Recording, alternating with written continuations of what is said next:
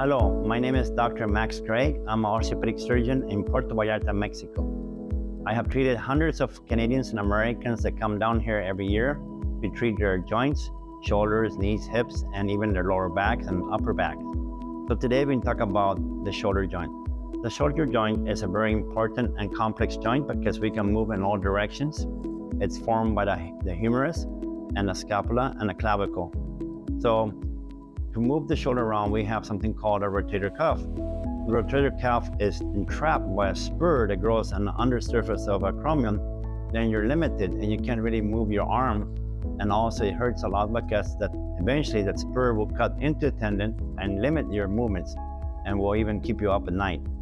So as you can see in this diagram here, you can see how the tendon needs to run back and forth. But if there's a spur down there, it may affect the function of your shoulder. So if you have any shoulder issues, think of us. We can take care of you.